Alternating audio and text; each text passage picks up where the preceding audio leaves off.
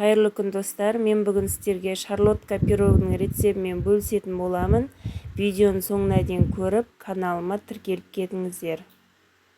Ең алдымен кеңдеу ыдысымызға жұмыртқамызды жарамыз. Менде 8 жұмыртқа. Менің табам үлкендеу. Егер сіздің табаларыңыз кішкентай таба болса, 4 жұмыртқамен жасауға да болады.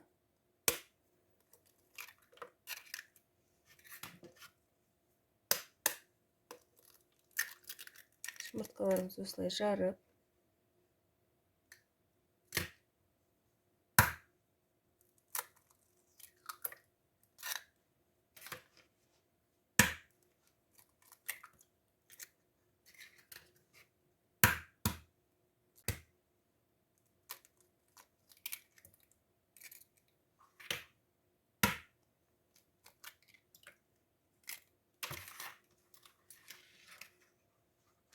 жақсылап венчиктің көмегімен араластырамыз.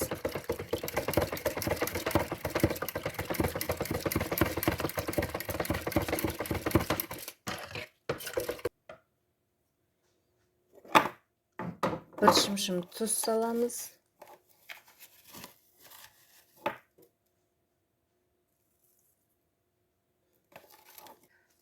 Бір пачка ванилин қосамыз.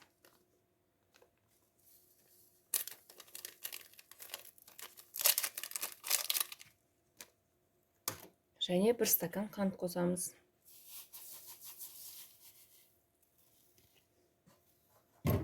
Енді жақсылап араластырамыз.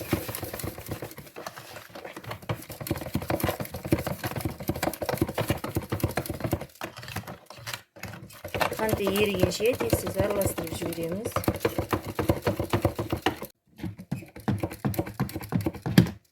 Жақсылап қанты ерігенше венчиктің көмегімен осылай араластырып аламыз. Және үстіне жарты стакан қою айран қосамыз.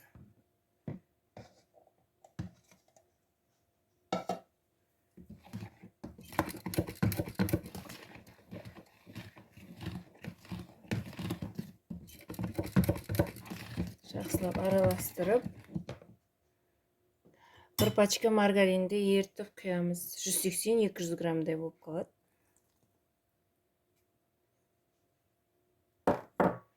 Араластырамыз.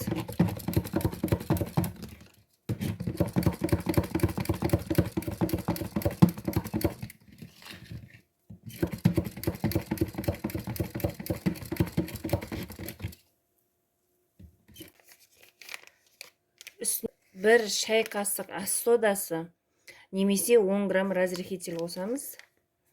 Ас содасын қоссаңыздар, уксусқа қасиет етпей қоса бересіздер, өйткені құрамында қатық бар. Осылай 10 грамм разрыхитель салып араластырамыз. Және електен өткізілген 1,5 стакан ұнымызды бөліп қосамыз. Онда алдын ала електен өткізіп 1,5 стакан ұнды дайындап қойдым. 2-3 бөлікке бөліп қосып араластырамыз.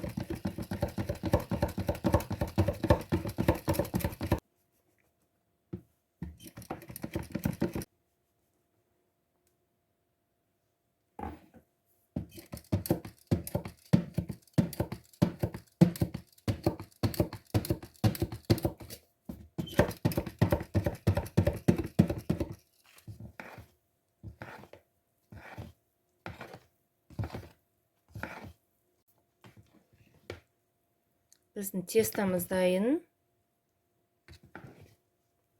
Енді алманы дайындайтын боламыз. Алмаларымызды ашып дайындаймыз.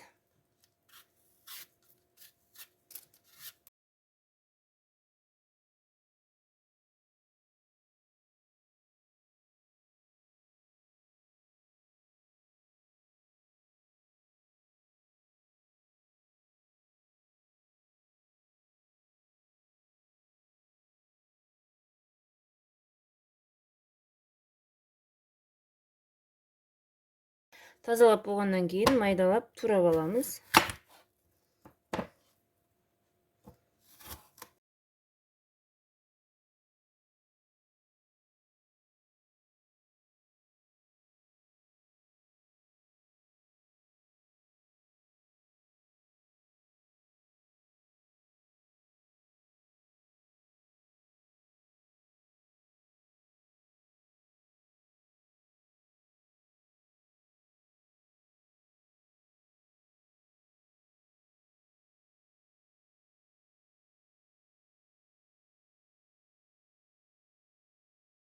Менде осындай тоқ пештің табаны әдемілеп маргаринмен майлап аламыз.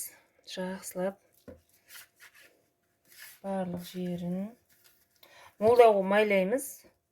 Сол кезде дәмді болады, жабыспайды.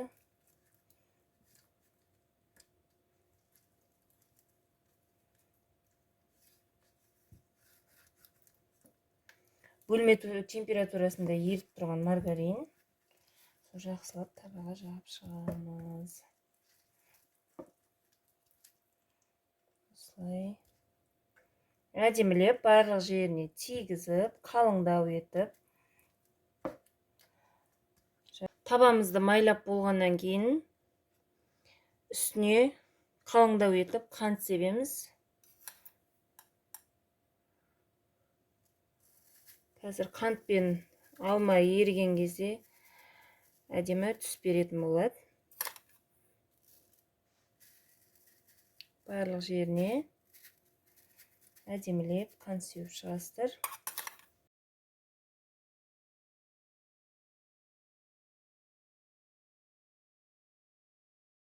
Шығамыз әдемілеп.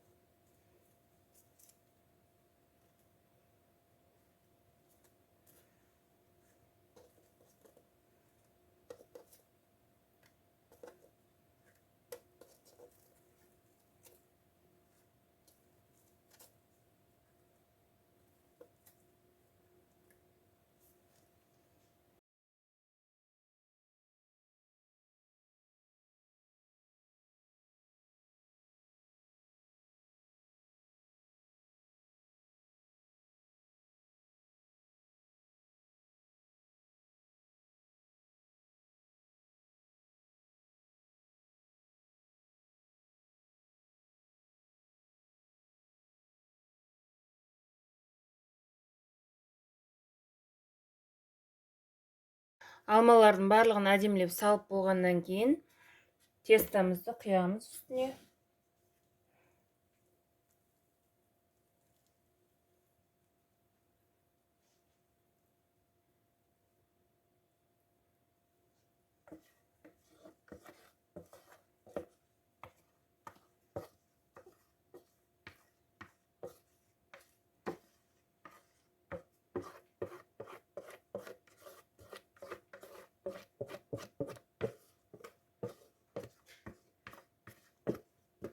Осылай тесталарымызды құйып, тестамызды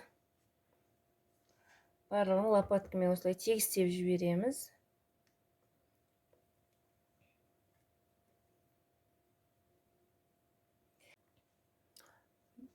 Барлығын тегістеп болғаннан кейін